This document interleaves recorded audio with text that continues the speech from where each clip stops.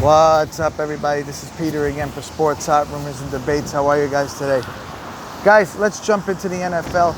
Let's jump right into this because there's a big change that's going on, and we're going to jump right into the team that it is, and that's the San Francisco 49ers.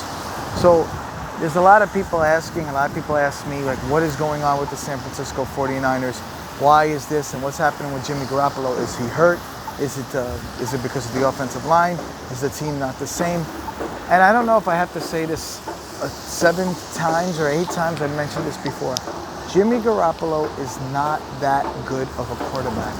I will tell you this 1,000 times. This guy was helped by an amazing defense and a really great running game. And obviously he can make the passes. He's not a bad quarterback. He's not a horrible quarterback. He's not an amazing quarterback. He's just average to good some days. But the fact that people think because they made it to the Super Bowl and they all did that and Garoppolo had some really good games, that's it. If it wasn't for Garoppolo being like, the total package, playing with Brady before, being this good-looking guy, he fits the billing for a quarterback, it wouldn't be as much, okay? Because he was under Belichick, it's just a lot of, smoke and mirrors with this guy. He's just, it's good. He's good. He can get the job done sometimes. But if the team obviously is lacking in places, you've seen what happened yesterday. Don't give me about his ankle or nothing. It was a clear thing that the Dolphins just outplayed them. The offensive line didn't hold up the way it used to for him, and he was making some horrible throws. And once Bosa went down, I said this to you guys before, and I mentioned it, can the 49ers miss the playoffs? And they may. They may miss the playoffs because there's a lot of injuries going on throughout the league, okay? Let's not pretend that this is just for one team. The Arizona Cardinals defense is just destroyed, right? And I'm going to bring them into them in about 2 seconds. But the reason I wanted to start with the San Francisco 49ers was because they were the NFC champs, and obviously, I'm 99.9% sure we're going to see different NFC champs this year, right? Whether it's Green Bay, whether it's Seattle, right? We don't know who it's going to be, but those will be the 2 favorites. Dak Prescott, I want to jump into. I feel bad for that guy, man. He's a great quarterback, and I like the guy. He's a good person. He's a better person, right, off the field. I really do feel for him, and you've seen the pain in his eyes from his teammates and his coaches. And nobody wants to see that, right? The guy is a really, really good quarterback, and he definitely has had some crap being in Dallas, and he always puts up good numbers, and a lot of the times it's not even his fault. So, I'm all for hoping Prescott gets better, because I'm sorry to skip to the NFC East, but that was a big thing. I'm sorry, guys. I'm in the wind. Hang on 1 second. Sorry about that. So anyway, right, so I know we went to the NFC East, but it's relevant to talk about the NFC West without having to talk about where's the champion going to come from in the NFC, right? Right now, Seattle, they shouldn't have won the other day, right? Minnesota choked. We know Dalvin Cook got hurt. That was a big thing, but Madison played well. And then Russell Wilson does Russell Wilson. You can't give Seattle chances, and they showed. I feel they should have kicked the field goal and went up by 8. That would have guaranteed them at least a tie, even if Seattle would have scored. And then could have went to overtime. It was a big mistake. I get why they did it. It didn't turn out, and then Russell Wilson and capitalized, and that's what makes him probably right now the top 2 quarterbacks in the league. Right?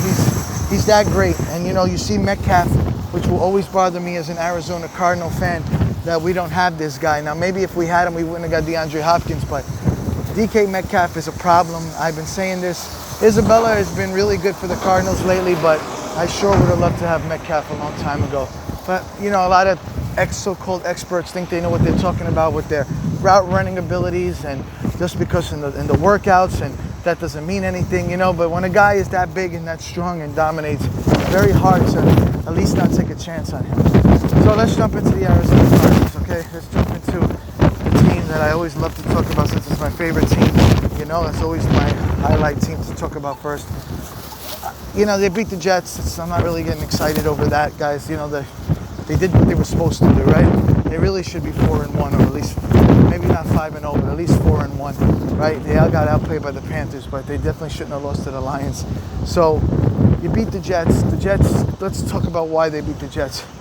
The Jets cannot catch the ball, right? The Jets do not execute. Flacco is old. He can't get it done. They dropped a lot of passes. Arizona did their job, right? Kyler Murray played really well. He did throw another interception, and I don't know who commented to me the other day saying it's Kyler's fault because he's short. And instead of understanding that Kyler Murray is bailing the shit out of the Arizona Cardinals, I would say on 80 or 90% of the times, with his freaking amazing running ability. And that's the only reason we're doing something, because the offense isn't doing anything besides DeAndre Hopkins, right? They tried to run with Kenyon Drake. I scored a touchdown, you know. I really want this guy to succeed because, you know, he waited, he took a chance on his 1 year, and it doesn't look like it's working. And I don't know if it's the offensive line that's not blocking. I'm sorry, guys. I'm in the rain. I don't know if it's the offensive line that's not blocking enough for him. I don't know if he doesn't have the burst because of his ankle. It just doesn't look the same. Could be because of practice. You know, Kenyon hit his stride last year towards the second half. He's definitely the possibility. If you remember on the Dolphins, he struggled, and then he came to Arizona, just did his thing. It may take more time. I just get a little worried because we were playing some really bad teams, and it didn't look great. Now, Chase Edmonds, on the other hand, this guy is clearly the future running back for the Arizona Cardinals. He is a stud. He's fast. And then the main thing for me is he can catch. But the only thing that scares me is his size as being a head running back for me. I like him as, you know, coming in on one series and bouncing around. I'm not sure how it would go because injuries could take a toll on him. At least Kenyon Drake, you know what you can say about Kenyon Drake, he's a workhorse, right? So that would be the only thing that scares me with Edmonds, for him to be the main guy. And don't get me wrong, I want him, but it's a little bittersweet for me because I'm a big Kenyon Drake fan, and I like the kind of two different running backs going, right? But Edmonds is definitely, I already have him on my fantasy team before last week, and it's probably one of the reasons why I'm in second place. It's been great. That's to say, and then let's talk about the main thing for the Cardinals, Chandler Jones. Chandler Jones is out for the year, and God, that sucks, man. I feel for that guy because he's one of the best players on a bad team for so many years, and he's been just a leader, one of the best underrated players. And I really, really hope the best for him. You know he'll come back strong next year, but it just goes to show you, you know, you have to be ready.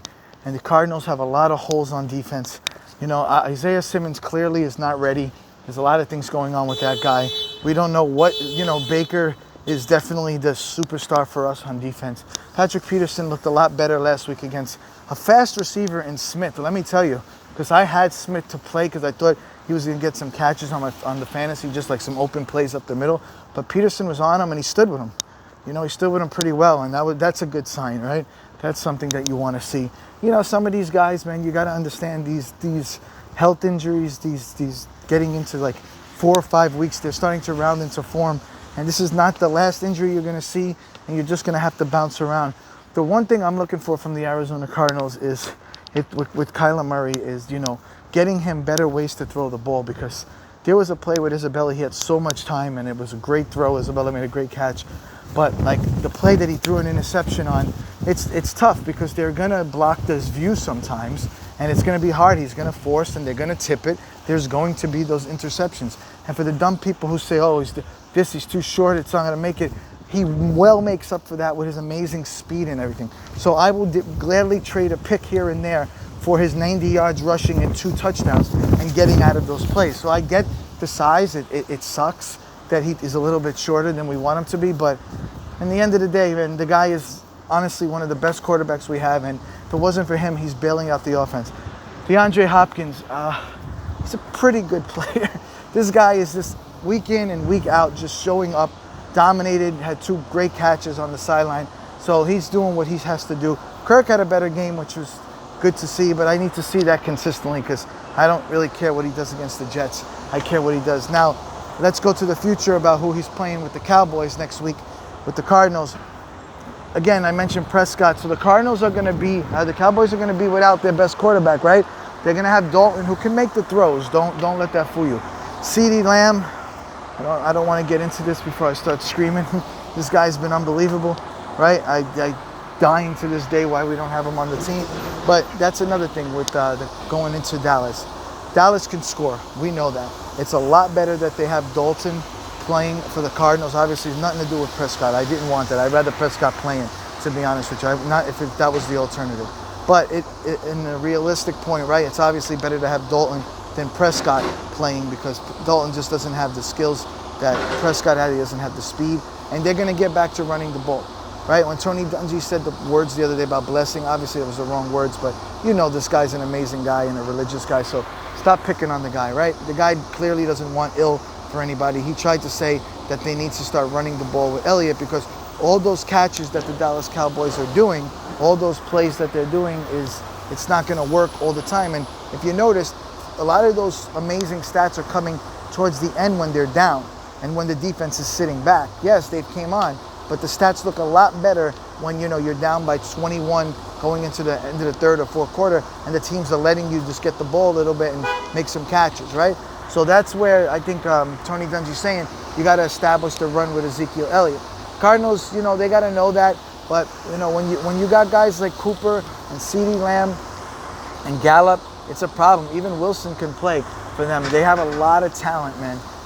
They have to do their job on defense. We will score on offense, right? Kyler will do a wonderful job. We can probably beat the Cowboys, right? This is a different time. We definitely could put the pressure on Dalton. We got to stop Elliott first and then let everything else go. But again, the offense has got to bail out our defense that's really injured, right? As much as Vance Joseph hasn't been great, you got to understand there has been a lot of injuries going on left and right. So not all of this is on him, but I'm definitely not defending him either. Anyway, guys, I'll talk to you soon. Bye.